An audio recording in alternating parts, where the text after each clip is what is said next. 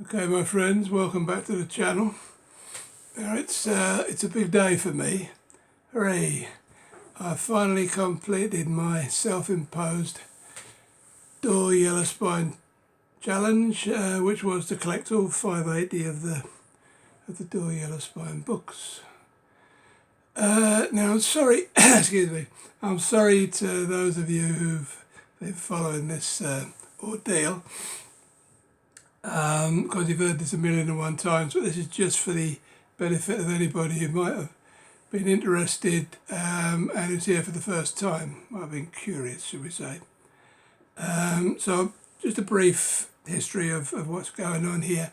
In 1972, a very prestigious editor called Donald A. Walheim left Ace Books, very famous Ace Books, and started his own line of he started to publish his own line of books which he claimed were the only publications that printed science fiction and fantasy solely. Now his publication was named after his own initials, DAW, DAW. And they were characterised by three things. First of all, they had a number on the front, a sequential number, which became known as the collector's number, so that idiots like me would jump on the bandwagon and collect them all, or try to. And then you had the artwork, which was fairly stellar. With such great artists as Kelly Frears, George Barr, Josh Kirby, Michael Whelan, Don Mates, many good artists. And finally, the main attraction was the lovely yellow spines. Now, unfortunately, it wasn't the best colour to pick, because when they get a bit sun faded, they go this awful grey colour. But you just have to put up with it, you know. If you're buying sort of 50-year-old books, then you expect a bit of fading here and there. So it doesn't really worry me too much, because I've got a lot of books with the nice yellow spines. Now, 581, the publishers decided to change to a wraparound cover, for reasons better known to them, and the yellow spine disappeared, so that left 580. Okay, so now it's done. I don't know whether my overriding emotion is satisfaction, satisfaction, relief, or disappointment. Satisfaction in that, obviously, that I've made it. Relief that I don't have to worry about emptying my bank account and dealing with American sellers, most of who have been very good, but just a postage problem. And then disappointment that the journey has ended, because, as we all know, the journey is more important than the destination. So anyway, having said that, I'm going to show you today the last 12 books that I needed since my last video. So I'm not going to speak too much about them in detail, because I'll be doing that in a series of 4 videos. That'll cover numbers 400 to 580, where we'll have a deeper look at them, with a bit of information, hopefully from me. Right, so the last 12. Right, Ubik, Philip Dick. That was the most expensive of the books that I needed. That was 60-odd quid with postage from the States. There are a few about, but it's not plentiful, it's not abundant, shall we say. And these Philip K. Dick books in the later numbers, I mean, this is a 546.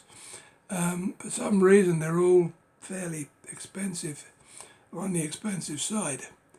So yeah, I was pleased to get that one and in nice condition. Well, it's got a little bit of fade in there, but other than that, it's a nice square copy. Right, now this one I've almost had and lost a couple of times because for one reason or another the dealer has run out of it, or he's sold the one that I wanted. That's the Warrior Rearmed. It's the third of the what is it? The Terrelian trilogy. Again, nice square copy, you know, fine, very fine condition. So happy with that one. Right, here's another one that ain't cheap. This is actually a reprint of an earlier, but I think it was 5 of these books they reprinted with their own collector's number up there. So they became part of the run, you know, even though they're reprints.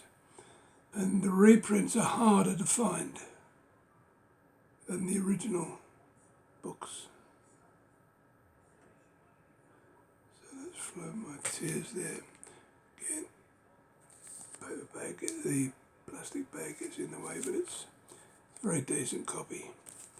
That one wasn't sort of like madly expensive, but it wasn't cheap either.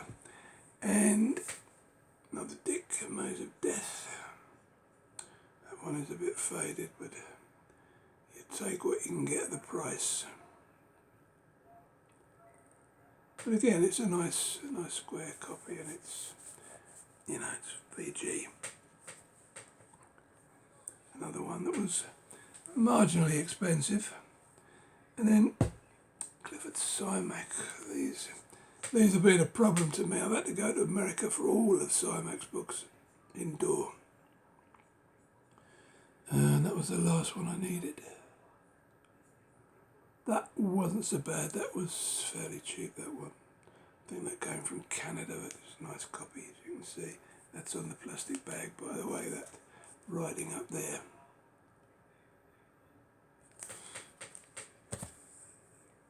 And this is the very last of the run, number 580. Again, a troublesome one to find. I found it in a reasonable price, but I think the postage probably cost nearly as much as the book.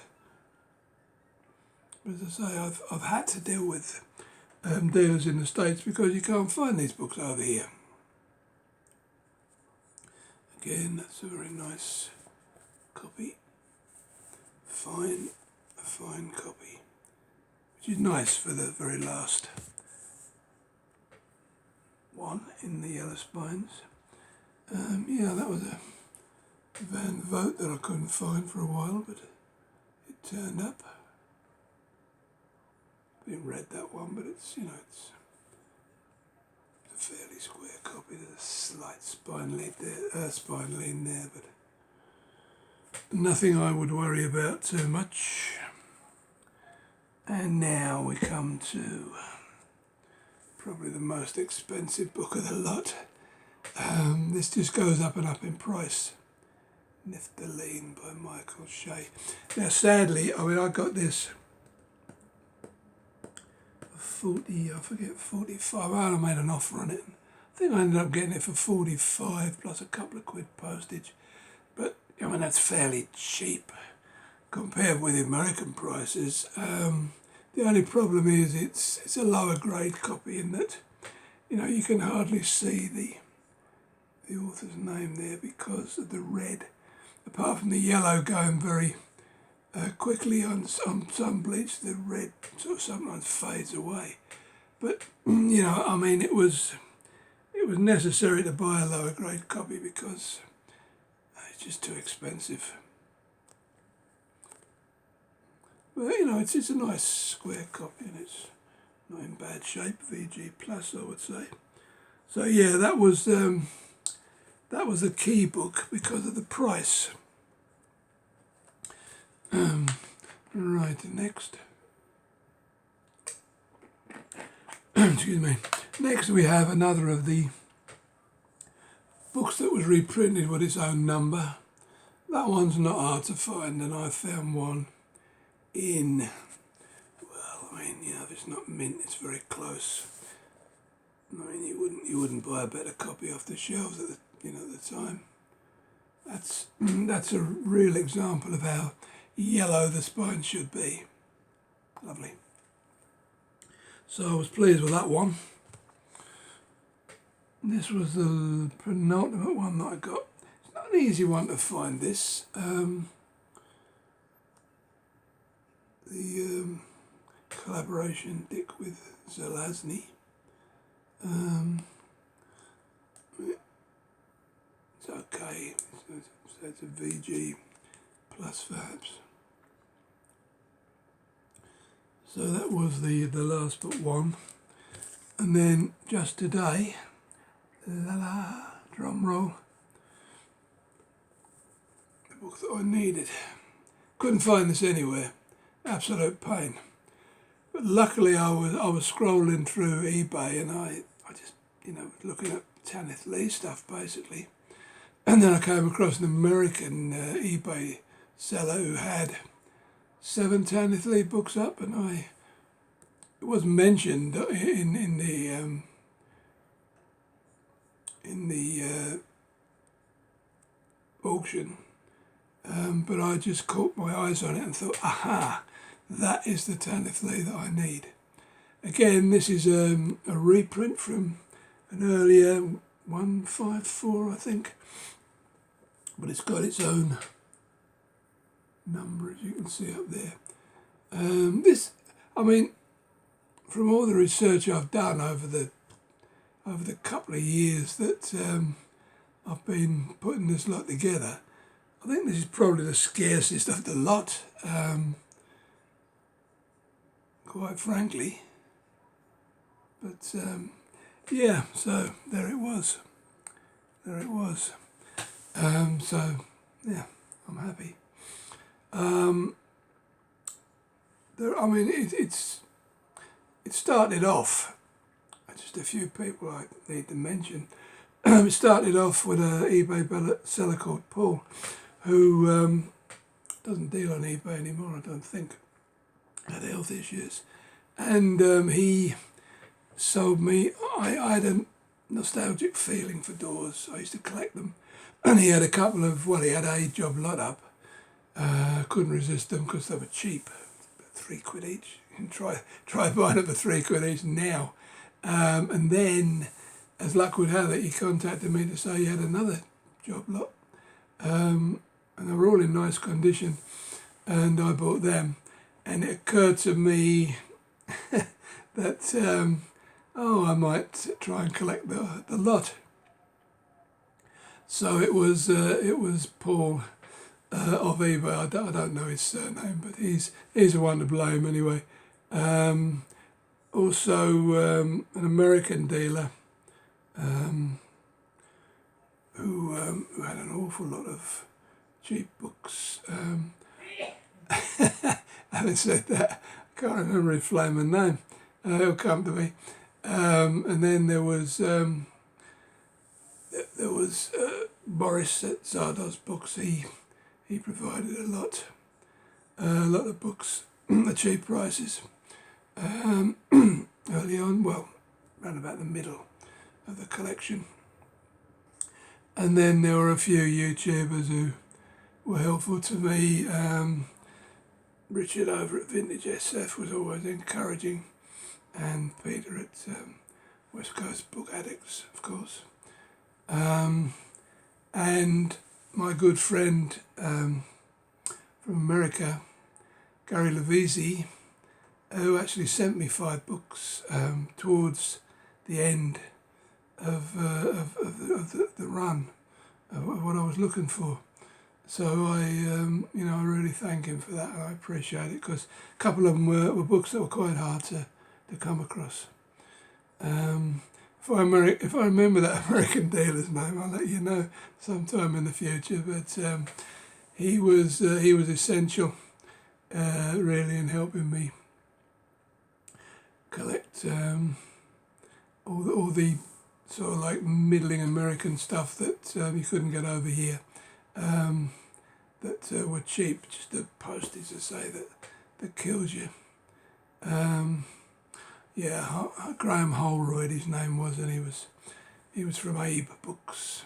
So if you're looking for any cheap American books, look him up there. Yep, so they're the people that I need to mention. So yeah, it's a short video today, but I'll be along with, as I say, 4 more videos covering 400 to 580, and that'll complete the job. So until then, thank you very much for watching, and I'll see you very soon. Bye bye now.